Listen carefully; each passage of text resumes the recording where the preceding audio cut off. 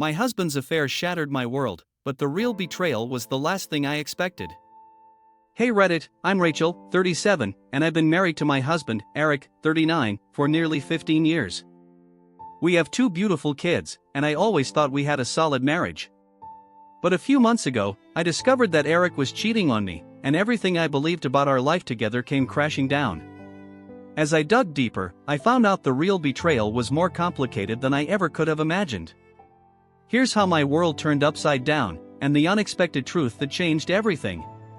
Eric and I met during our sophomore year of college at a campus party. He was that guy who always had a crowd around him, confident, funny, and with a smile that could light up a room. I was immediately drawn to his energy. I was studying to become a teacher, while Eric was pursuing a degree in finance, already dreaming of a successful career on Wall Street. From the moment we met, we were inseparable. Eric had this magnetic energy that drew people in, and I loved how he made every moment feel like an adventure. We'd stay up late talking about our dreams, our plans for the future, and the kind of life we wanted to build together. We spent our weekends exploring the city, trying out new restaurants, and making spontaneous road trips. Our connection was instant and intense, and I fell for him hard. We moved in together during our senior year, cramming our lives into a tiny off-campus apartment. It wasn't much, just a small kitchen, a cramped living room, and a bed that barely fit the 2 of us, but it was ours. We were young, in love, and full of hope for the future. Those were some of the happiest days of my life, filled with late-night takeout, movie marathons, and dreams of what was to come. After graduation, Eric landed a job at a prestigious finance firm, and I started teaching at a local elementary school. We got married 2 years later in a beautiful ceremony surrounded by friends and family. I still remember the way Eric looked at me as I walked down the aisle, his eyes filled with tears and love. It was the happiest day of my life, and I was sure we were destined for a lifetime of happiness. We bought our first house, a charming 3-bedroom in a quiet suburb not too far from the city. It was perfect for starting a family, and soon enough, we welcomed our first child, Ava. 3 years later, Noah came along, completing our little family. Life was busy, chaotic even, but it was everything I'd ever dreamed of. From the outside, we looked like the perfect family. Eric's career took off, and he quickly climbed the corporate ladder, earning promotions and bonuses that allowed us to live comfortably. I scaled back to part-time teaching to be more present for the kids, and our days were filled with soccer games, dance recitals, and family vacations. We hosted neighborhood barbecues, went apple picking in the fall, and took road trips to the beach every summer. I loved our life, and I thought Eric did too. But looking back, I can see the cracks that were forming. Eric was always busy, constantly on his phone, checking emails, or taking work calls at all hours. The early days of spontaneous date nights and long conversations had been replaced by late nights at the office, rushed dinners, and a growing distance between us. He started traveling more for business, often leaving me to juggle everything at home on my own. I'd spend my evenings making dinner, helping the kids with their homework, and waiting up for Eric to get home, only to have him stumble in late, distracted and exhausted. He'd kiss me on the cheek, mumble something about work being crazy, and disappear into the home office to finish up some last-minute emails. I missed the man I'd married, the Eric who used to surprise me with flowers just because, who would dance with me in the kitchen, and who made me feel like the most important person in the world. I tried to be understanding. Eric's job was demanding, and I knew he was under a lot of pressure. I told myself that this was just a rough patch, that things would get better once his work settled down. But deep down, I missed the intimacy we used to share, the late-night talks, and the feeling that we were a team. The connection that once felt so strong was starting to feel like a distant memory. The changes were subtle at first: missed dinners, forgotten plans, and a new habit of taking his phone everywhere, even to the bathroom. I chalked it up to stress, telling myself that he was just going through a busy period at work. But the distance between us was growing, and I couldn't shake the feeling that something was wrong. Eric was more irritable, quick to snap over little things, and often seemed distant. He'd zone out during family dinners, barely engaging in conversation, and when I'd ask him what was wrong, he'd brush me off. "It's just work stuff," he'd say, forcing a smile that never quite reached his eyes. "Don't worry about it." There were nights when he'd claim he was working late at the office, but when I'd call, his phone would go straight to voicemail. I'd lie in bed, staring at the ceiling, wondering if I was being paranoid or if something was really wrong. I wanted to believe that Eric was just stressed, that the man I loved was still in there somewhere, but the doubts kept creeping in. Things started to take a turn about 6 months ago. Eric was traveling more than ever, sometimes gone for days at a time, and when he was home, he was glued to his phone. I'd catch him texting late at night, and when I'd ask who he was talking to, he'd say it was work. But his answers were always vague, and I could tell he was hiding something. One Saturday, I was cleaning the house while Eric was out running errands. I went into our bedroom to change the sheets and noticed his laptop sitting open on the bed. Normally, Eric was meticulous about shutting down his computer, always paranoid about security, but today, he'd left it on. I glanced at the screen and saw a flurry of messages from a contact named B. They were brief, casual, but something about them didn't sit right with me. My heart started to race. I knew I shouldn't invade his privacy, but I couldn't help myself. I clicked on the chat window, and as I scrolled through the messages, my stomach dropped. The conversation was flirtatious, full of inside jokes, playful banter, and plans to meet up that Eric had never mentioned to me. It was obvious that this wasn't just a work colleague, it was something more. The messages were filled with details that stung: their favorite restaurant, the time they spent at a hotel downtown, and even a shared memory of a private joke that only the two of them understood. My mind raced, replaying all the times Eric had been working late or on a business trip, and suddenly, everything made sense. I felt like the ground had been pulled out from under me. I sat down on the bed, feeling like the wind had been knocked out of me. Who was this B? How long had this been going on? I wanted to believe that it was just harmless flirting, but deep down, I knew it was more than that. I closed the laptop, my hands trembling, and tried to steady my breathing. I needed to confront Eric, but I didn't want to jump to conclusions without more proof. That night, I tried to act normal, pretending I hadn't seen anything. Eric was his usual distracted self, scrolling through his phone while we watched TV. I couldn't bring myself to ask him about the messages, I was too afraid of what he might say. Instead, I spent the night tossing and turning, replaying every conversation, every late-night text, every business trip in my mind. I couldn't shake the feeling that my husband was hiding something. Over the next few weeks, I started paying closer attention. I'd watch Eric when he was on his phone, noticing the way he'd angle the screen away from me or quickly swipe out of an app when I walked into the room. He'd smile and laugh at his texts, a lightness in his demeanor that I hadn't seen in a long time, and it was like he was living in a separate world that didn't include me. I began checking his social media accounts, looking for any signs of B, but found nothing. Whoever this person was, Eric was being careful to keep them hidden.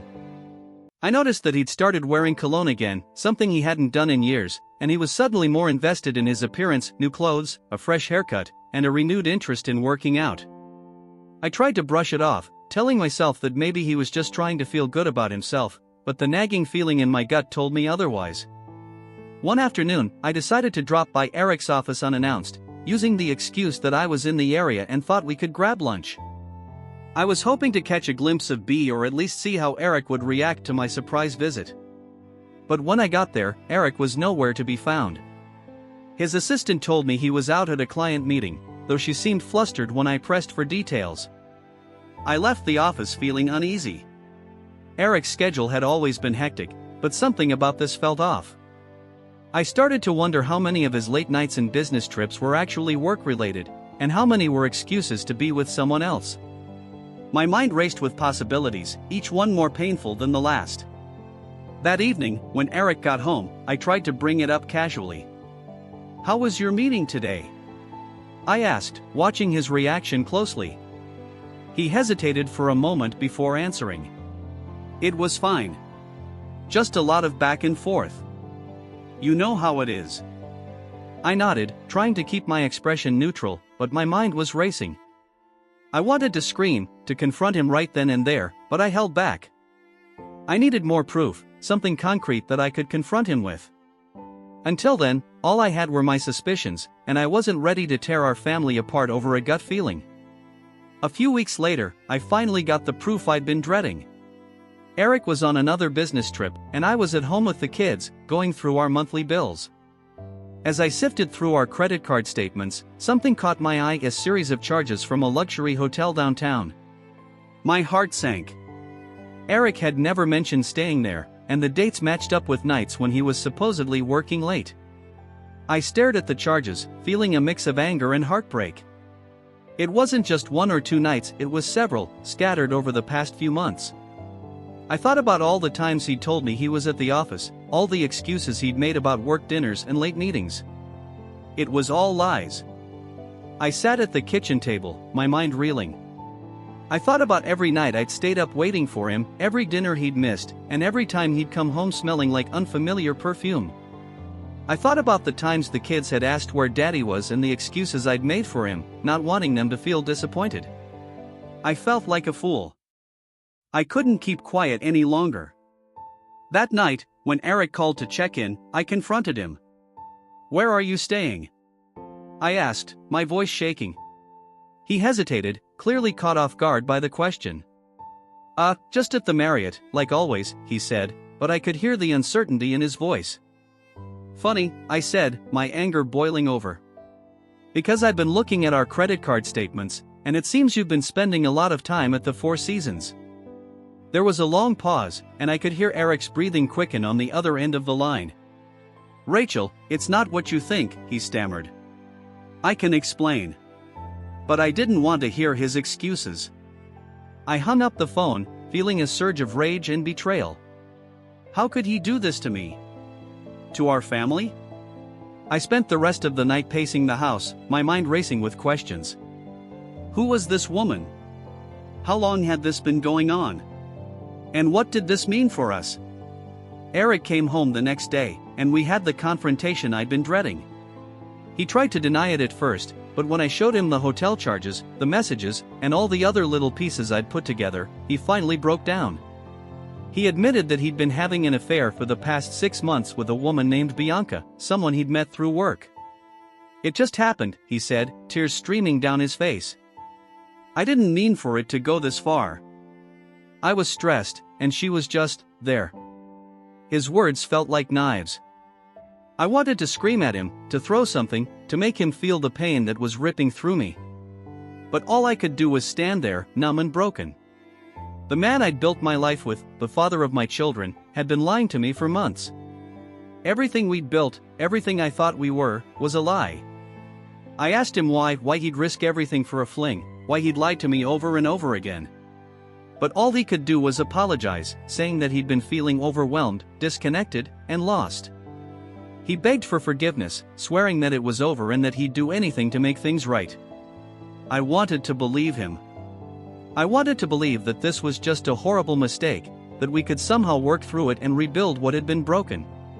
But I couldn't shake the image of him with her, the lies he'd told, and the betrayal that had shattered my trust.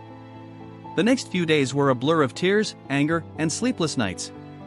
I felt like I was walking through a nightmare that I couldn't wake up from. Eric moved into the guest room, and we spent the next few weeks living in a tense, painful limbo. I tried to keep things normal for the kids, but every time I looked at Eric, all I could see was the man who had torn our family apart. I confided in Megan, my best friend since childhood. She was the only person I could trust with the truth, and she became my lifeline during those dark days. She'd come over with coffee in the mornings and wine in the evenings, letting me vent and cry without judgment. "I don't know what to do," I told her one night, my voice barely above a whisper. "I love him, but I hate him. How do you come back from this?" Megan wrapped her arms around me, her voice soft but firm. "You take it one day at a time, Rachel. And you do what's right for you. Not for him, not for the kids, for you." Her words were like a balm to my wounded heart. I didn't have to have all the answers right now. I didn't have to decide if I could forgive him or if we could rebuild. All I had to do was survive this moment, and the next, and the one after that. The weeks following Eric's confession were some of the hardest of my life. I felt like I was living in a fog, going through the motions of daily life while my heart ached with the weight of his betrayal. I still loved him, but I didn't know if I could ever trust him again. I spent my days taking care of the kids, trying to keep things as normal as possible for them, but every time they asked about their dad, my heart broke all over again. Eric was trying, I'll give him that. He was remorseful, constantly apologizing, and doing everything he could to prove that he was committed to making things right. He'd started going to therapy, both on his own and with me, in an attempt to understand why he'd made the choices he did. He wrote me letters, heartfelt apologies that detailed his guilt and regret, but I couldn't bring myself to read them all the way through. The words felt empty, like a bandage on a wound that was too deep to heal with apologies. He started planning date nights, trying to recreate the romance that had faded from our marriage long before the affair. He'd cook dinner, set the table with candles, and play our favorite songs from when we were first dating.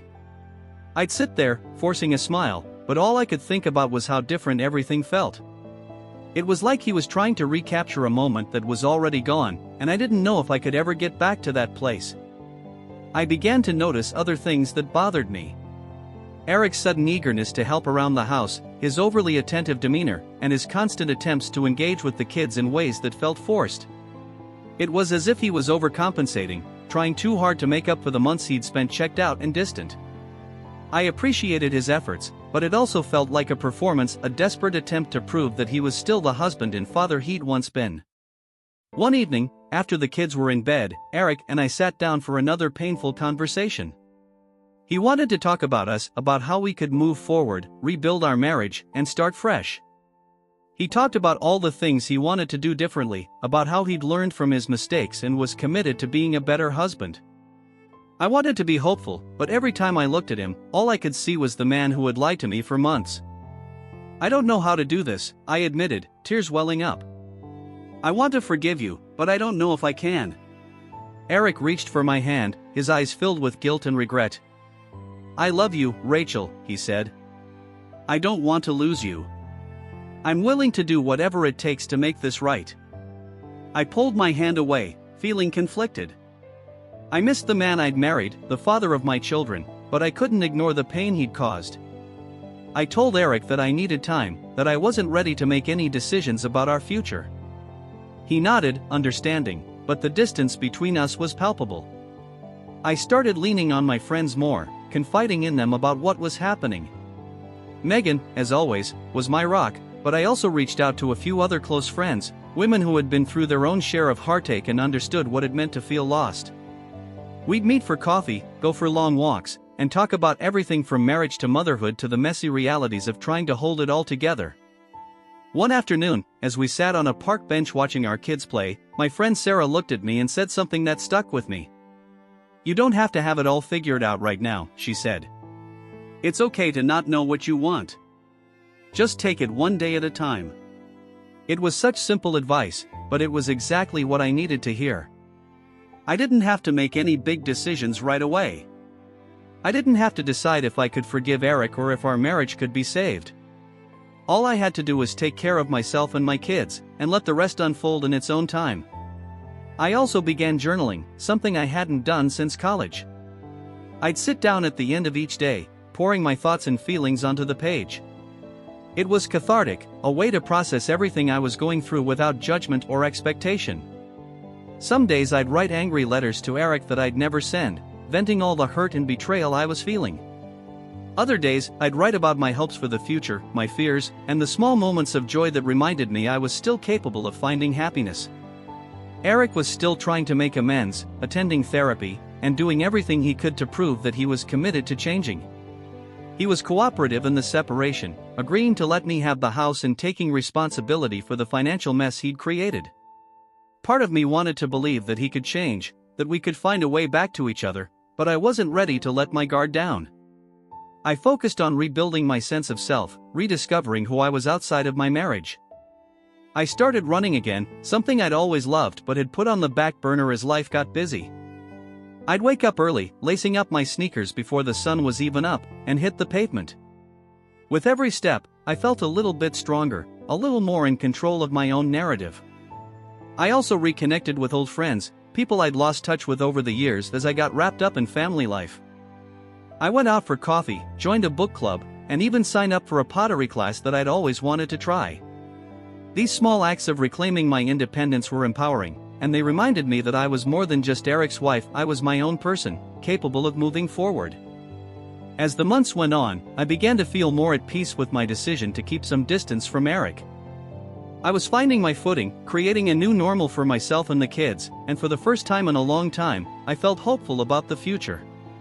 But just as I was starting to rebuild, another unexpected twist came to light, one that would change everything.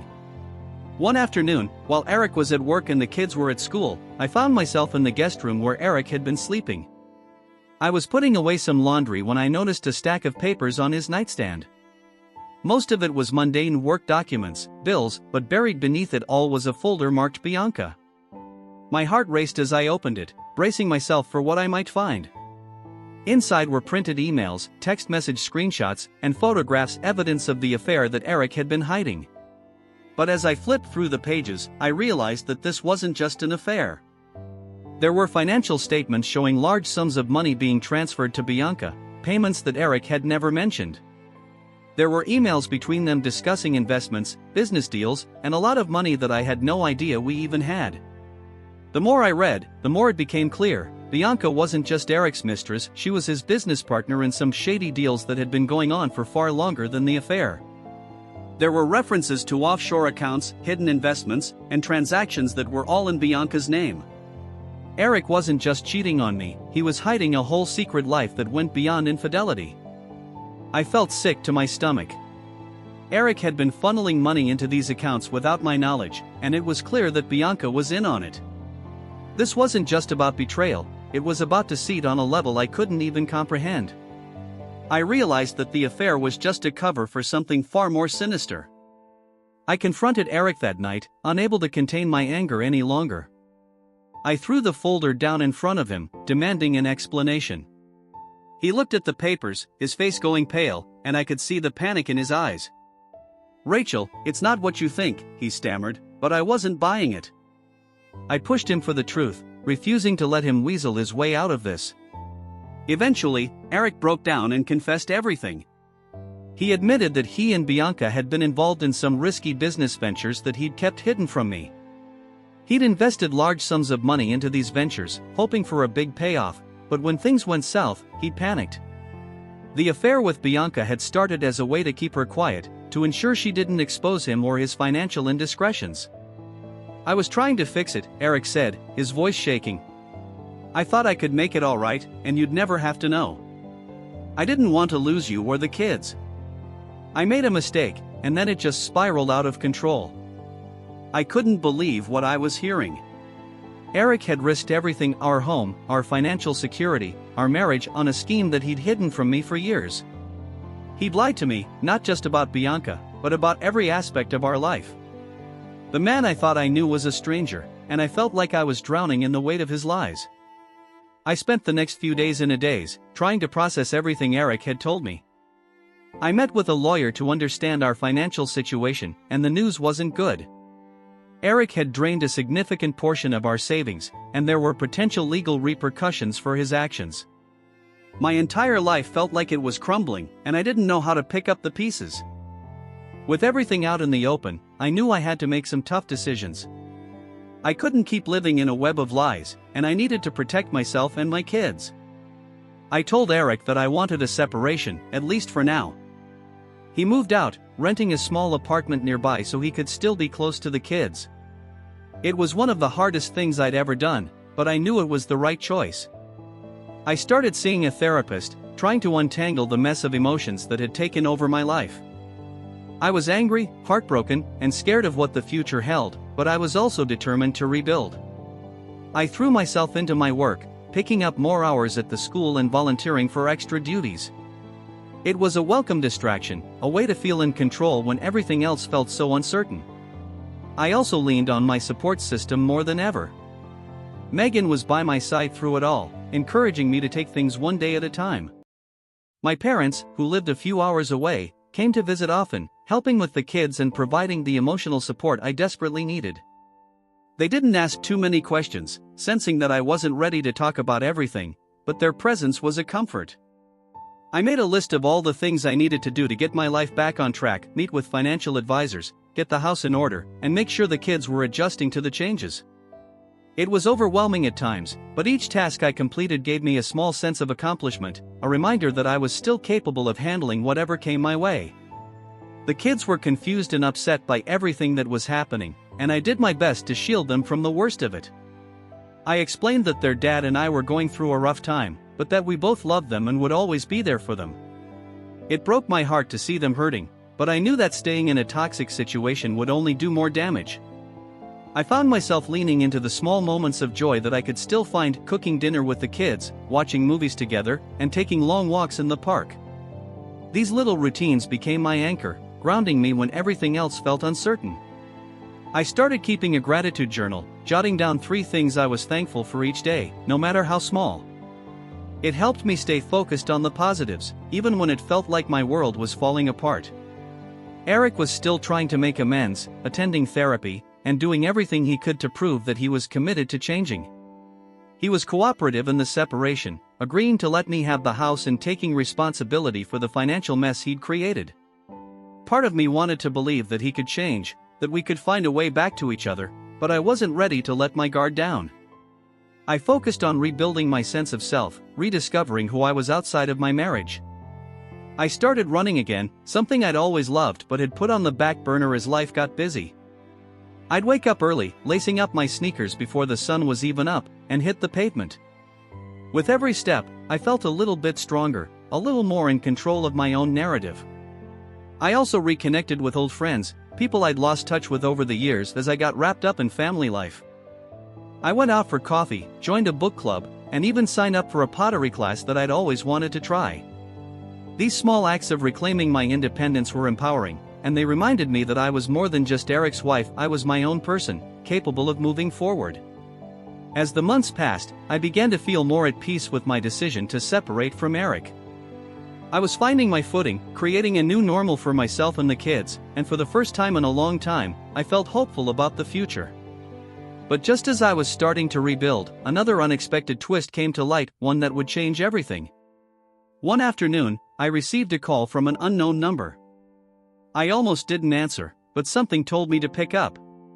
On the other end was a woman who introduced herself as Bianca's sister, Laura. My heart skipped a beat. Why was she calling me? I hadn't had any contact with Bianca since the affair was exposed, and the last thing I wanted was to be dragged back into that mess.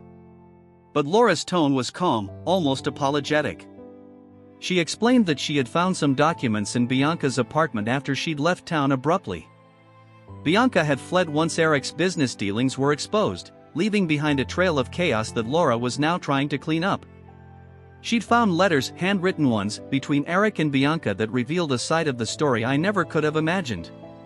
It turned out that Eric hadn't just been having an affair with Bianca, they'd known each other long before I ever met Eric. Bianca had been his first love, the girl he'd dated in high school and lost touch with when they went to separate colleges. They'd reconnected years later, purely by chance, and what started as a nostalgic catch-up had quickly spiraled into something much more complicated. Eric hadn't just cheated on me, he'd rekindled a relationship that had always been a lingering what-if in his mind. The affair wasn't just about sex or stress, it was about revisiting the past and chasing a life he thought he'd lost. Bianca had been more than just his mistress, she was his partner in every sense, fueling the risky decisions and secret schemes that had torn our lives apart. I was stunned. I hung up the phone, feeling like I'd been punched in the gut all over again.